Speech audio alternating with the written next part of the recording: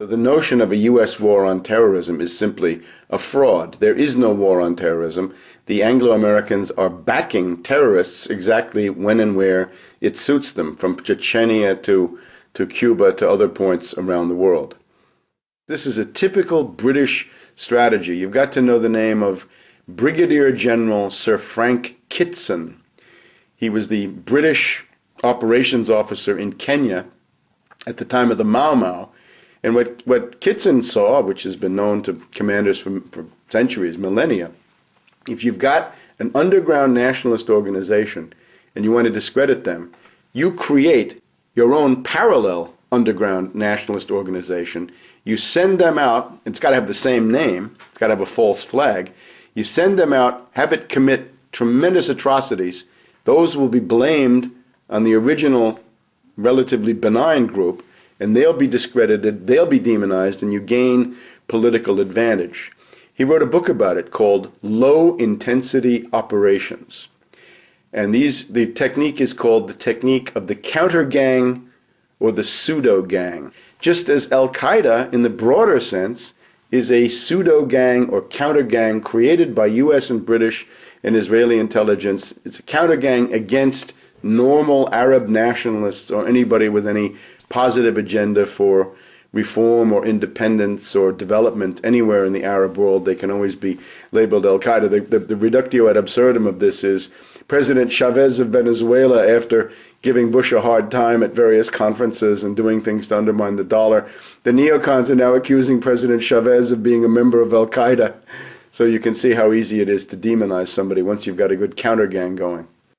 There's an oligarchical consensus in the United States, inspired by the neocons, inspired by Samuel Huntington and the rest of them, which is that without an enemy image, you cannot have an oligarchical society.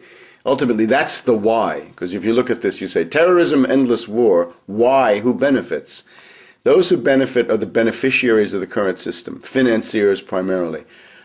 They feel that without the diversion of a war, they cannot maintain social relations, property relations, in the current form, and this they are determined to do. So they have manufactured, in a complete hysteria, a largely fictitious external enemy. You remember 1984 by George Orwell.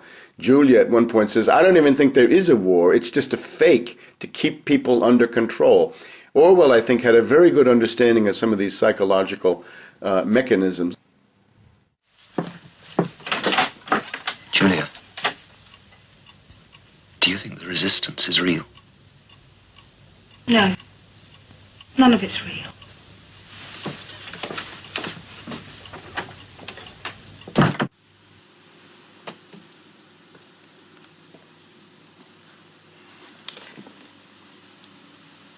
There are thought criminals who maintain that the resistance is not real.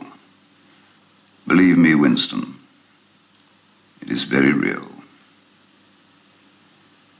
Perhaps you are not familiar with how it operates. I'm attentive to the news. Indeed. And perhaps you imagine a huge network of conspirators prepared to commit any atrocity to demoralize and weaken the order of our society. The reality is infinitely more subtle. If Goldstein himself fell into the hands of the thought police, he could not give them a list of his agents. Such a list does not exist.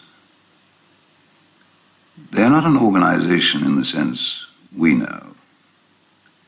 Nothing holds it together but an idea. In accordance with the principles of doublethink, it does not matter if the war is not real, or when it is that victory is not possible. The war is not meant to be won. It is meant to be continuous. The essential act of modern warfare is the destruction of the produce of human labor. A hierarchical society is only possible on the basis of poverty and ignorance. The war is waged by the ruling group against its own subjects, and its object is not victory over Eurasia or Eastasia, but to keep the very structure of society intact.